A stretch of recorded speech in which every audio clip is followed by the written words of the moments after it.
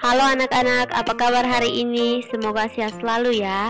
Hari ini kita tetap belajar di tema 2, masuk ke subtema 2 tentang manfaat hewan bagi kehidupan manusia.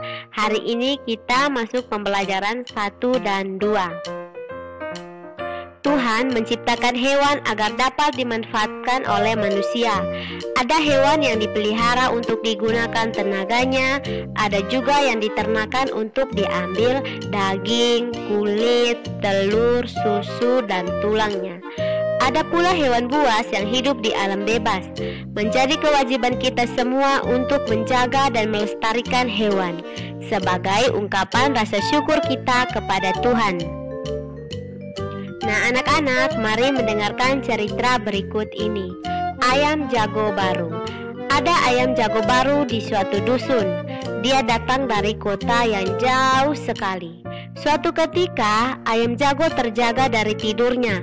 Matanya yang masih mengantuk perlahan terbuka. Di langit dia melihat benda bundar berwarna kuning keemasan. Itu pasti matahari, pikirnya. Maka walaupun dia masih mengantuk, dia melompat ke atas pagar. Kukuruyuk, hari sudah pagi, kokoknya keras-keras. Induk-induk ayam bergegas berlarian keluar. Mereka mulai mengais-ngais mencari makan. Wah, betapa gelapnya hari ini, keluh mereka. Tiba-tiba terbang melintas seekor burung hantu. Dia hinggap di pohon dekat mereka. "Kamu siapa?" tanya si ayam jago baru. "Aku burung hantu," jawabnya. "Hai, mengapa kalian ribut-ribut di tengah malam begini?" Si ayam jago tadi berkokok, "Itu tanda hari sudah pagi," ujar induk-induk ayam itu. Mereka kemudian ribut bergumam. Si burung hantu menepukkan sayapnya meminta mereka tenang.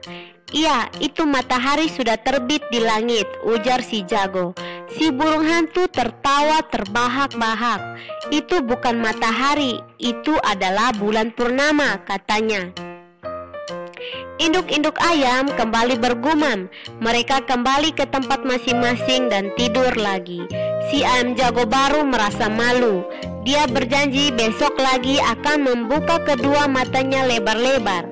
Dia harus yakin yang dilihatnya adalah matahari. Setelah itu baru dia akan berkokok. Nah anak-anak, setelah kalian mendengarkan cerita ayam jago baru, sekarang kalian bisa menjawab pertanyaan berikut ini. Anak-anak, ayam sangat bermanfaat bagi manusia. Telur, daging, kulit, dan bulu adalah bagian ayam yang dapat diambil manfaatnya. Sekarang amatilah soal cerita berikut ini. Ayam Benny tinggal di kandang belakang rumah. Benny memiliki 10 anak ayam. Benny ingin menempatkan anak ayam secara berkelompok. Pertama, Benny memasukkan 2 ekor anak ayam ke dalam tiap ruangan di kandang. Nah, perhatikan gambar berikut ini. Di situ ada 5 ruangan dan setiap satu ruangan berisi 2 ekor anak ayam. Penulisan lambang bilangannya 5 kali 2 sama dengan 10. Selanjutnya, Benny mengubah banyak anak ayam tiap kelompok menjadi 5 ekor. Nah, anak-anak perhatikan kembali gambar berikut ini. Nah, di situ ada 2 ruangan. Setiap satu ruangan berisi 5 ekor anak ayam. Penulisan lambang bilangannya 2 kali 5 sama dengan 10. Nah, anak-anak, 5 kali 2 itu sama dengan 2 kali 5. Benny dan teman-temannya belajar di dalam kelas. Seisi kelas sedang mendengarkan dongeng. Edo sedang membacakan dongeng di depan kelas. Dongeng itu berjudul Kisah Semut dan Merpati. Teman lainnya menyimak dongeng yang dibacakan. Tahukah kamu, pada zaman dahulu burung merpati bertugas sebagai pengantar pesan? Nah, anak-anak, simaklah dongeng berikut ini. Kisah Semut dan Merpati. Pada suatu hari, ada seekor semut yang sedang berjalan-jalan mencari makan di pinggir sungai. Seperti biasa, dia berjalan dengan riang dan karena kurang hati-hati, tiba-tiba ia terjatuh ke dalam sungai. Arus sungai menghanyutkannya. Semut itu timbul tenggelam dan kelelahan. Ia berusaha untuk menepi tetapi tidak berhasil. Seekor burung merpati kebetulan bertengger di ranting pohon yang melintang di atas sungai. Melihat semut yang hampir tenggelam dan merasa iba. Burung merpati ini memetik daun dan menjatuhkannya di dekat semut.